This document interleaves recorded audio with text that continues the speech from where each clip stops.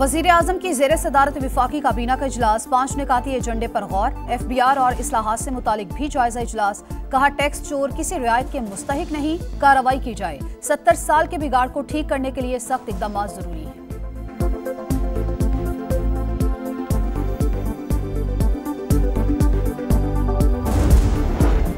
पाकिस्तान की सलामती और बका हमारी रेड लाइन, तशद्दुद और नफरत की सियासत मुस्तरद करते हैं। वज़ीर आला बलूचिस्तान सरफराज बुगटी का पशीन में जलसे से खिताब, कहा अवाम अपनी अफवाज के शाना बशाना खड़े हैं।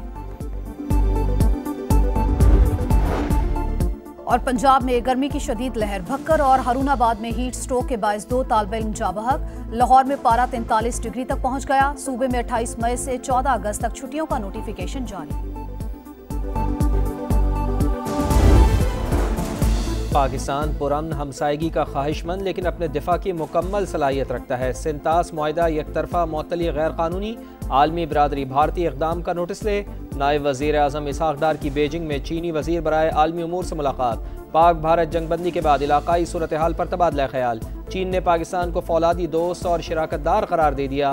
ताल्लुकात को तरजीह देते रहेंगे, चीनी वज़ीर की गुफ्तगू। दोनों रहनुमाओं का सियासी जमातों के दरमियान राब्तों को मज़ीद मजबूत बनाने पर इत्तेफाक। वज़ीर ख़ारजा आज चीनी हम मनसब से मुलाकात करेंगे। सह फ़रीक़ी इजलास भी आज होगा। पाकिस्तान, चीन और अफगानिस्तान के वज़राए ख़ारजा शिरकत करेंगे।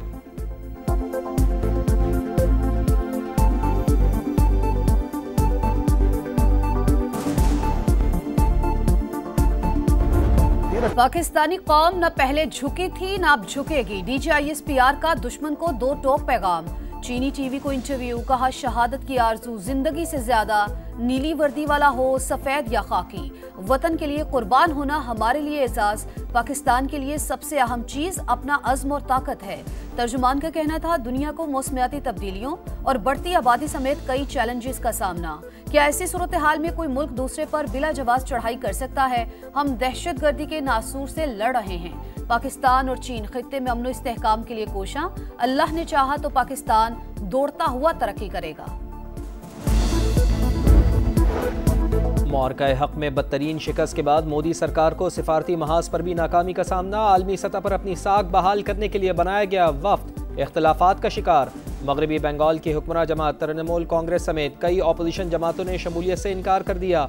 बरतानवी अखबार दी टेलीग्राफ की रिपोर्ट, माहिरीन के मुताबिक झूठे बयानिए को दुनिया में फैलाने में नाकामी के डर से अपोजिशन जमातें हिचकिचा रही हैं।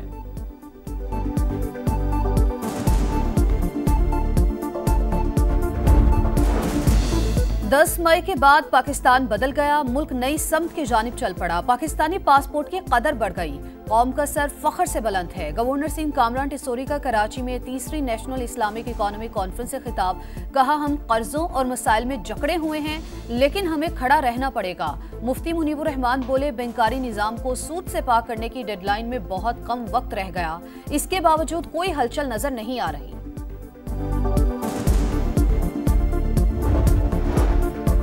महंगाई और बैरूनी अदायगियों के बड़े मसाइल हल हो गए। शरह सूद 22 से गिरकर 11%, बैरूनी कर्जा $100 अरब से नीचे आ गया। गवर्नर स्टेट बैंक का कराची में नेशनल इस्लामिक इकोनॉमिक कॉन्फ्रेंस से खिताब, कहा मुल्क में मौशी सरगर्मियाँ बेहतर हो रही हैं।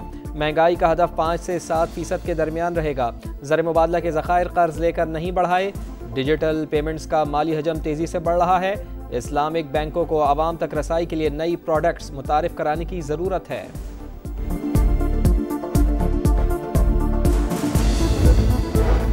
IMF ने नई टैरिफ पॉलिसी में कस्टम्स और रेगुलेटरी ड्यूटीज में कमी का मुतालबा मान लिया। पाकिस्तान में नए दौर का आगाज, पेट्रोल और डीजल के बजाय इलेक्ट्रिक गाड़ियां चलेंगी।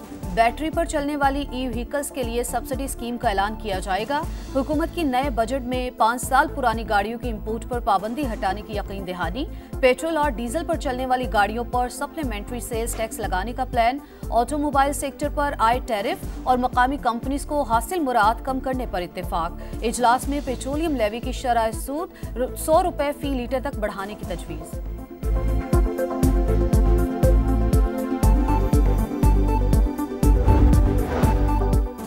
9 मई मुकदमात, बानी PTI ने पोलीग्राफिक टेस्ट कराने से इनकार कर दिया। लाहौर पुलिस की टीम तफ्तीश के लिए अडियाला जेल पहुंची थी। ज़राए के मुताबिक बानी ने वकला की अदम मौजूदगी में टेस्ट से इनकार किया। लाहौर पुलिस की 11 रुकनी टीम अडियाला जेल से वापस बाहर आ गई।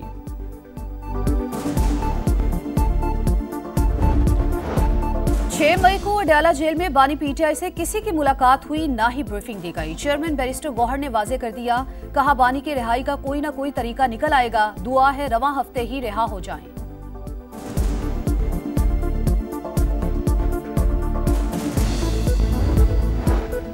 मैदानी इलाकों में सूरज का पारा हाई, दादू, बखर और सरगोदा में पारा 42 डिग्री तक जा पहुंचा। डीआई खान, कोटद्दू और सिब्बी में 41 डिग्री, भावल नगर, फैसलाबाद, गुजरावाला, मुल्तान और भावलपुर में भी गजब की गर्मी। मुल्क में आज से 24 मई तक हीट वेव की पेशगोई, सिंध में गर्मी की शिद्दत सबसे ज़्यादा होगी। डीजी मैट की समझ से गुफ्तगू। पंजाब के स्कूलों में 28 मई से छुट्टियां देने का फैसला, औकात कार भी तब्दील। स्कूल सुबह 7:30 बजे से 11:30 बजे तक खुलेंगे। इतलाक तमाम सरकारी और निजी स्कूलों पर होगा। कराची का मौसम गर्म और मरतूब, दर्जा हरारत 38 डिग्री तक जा सकता है।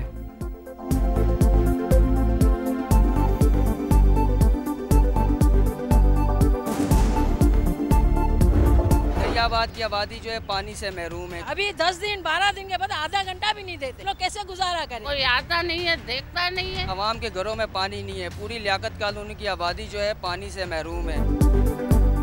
कराची में बिजली और पानी का बहरान, कई इलाकों में 16 से 18 घंटे लोड शेडिंग। MQM की कई इलेक्ट्रिक पर कड़ी तनकीद। अली खुर्शीदी कहते हैं एहतजाज का कई इलेक्ट्रिक पर कोई असर नहीं पड़ता, कई इलेक्ट्रिक के खिलाफ भी ऑपरेशन होना चाहिए।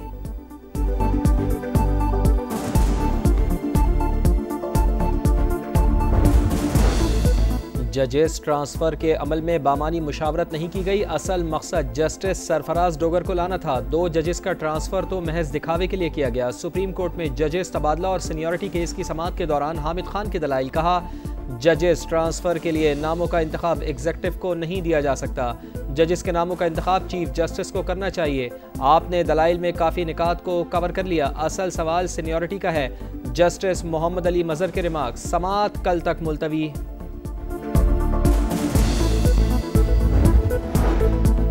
गजा में इमदाद की बंदिश संगीन सूरत हाल इख्तियार कर गई। 48 घंटे में इमदाद ना पहुंची तो 14,000 बच्चे लुक़मा अजल बन सकते हैं। अक़वाम मुत्तहिदा ने दुनिया को खबरदार कर दिया। इसराइली फौज की सफाकियत, गजा की पट्टी धमाकों से गूंज उठी। चंद घंटों में 73 फलस्तीनी शहीद। 24 घंटों में शहीद होने वालों की तादाद 200 से तजावुज कर गई। जंग और इमदाद की बंदिश जारी रही तो पाबंदियों के लिए तैयार रहें। बरतानिया, फ्रांस और कैनेडा की इसराइल को धमकी।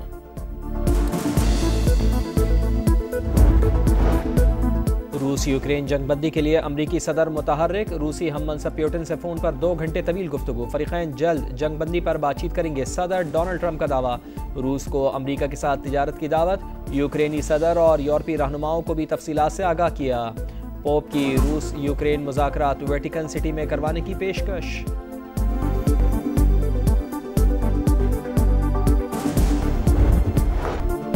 और PSLV इस्लामाबाद यूनाइटेड ने कराची किंग्स को दबोच लिया। 79 रन से कामयाबी ने शादाब 11 को दूसरे नंबर पर पहुंचा दिया। प्लेऑफ राउंड कल से कज़ाफी स्टेडियम लाहौर में शुरू होगा। क्वालिफायर में कोयटा ग्लैडिएटर्स और इस्लामाबाद यूनाइटेड के दरमियान मुकाबला होगा। फातेह टीम फाइनल खेलेगी। हारने वाली टीम को एक और मौका मिलेगा। एलिमिनेटर 1 में जुमेरात को कराची किंग्स और लाहौर कलंदर्स टकराएंगे।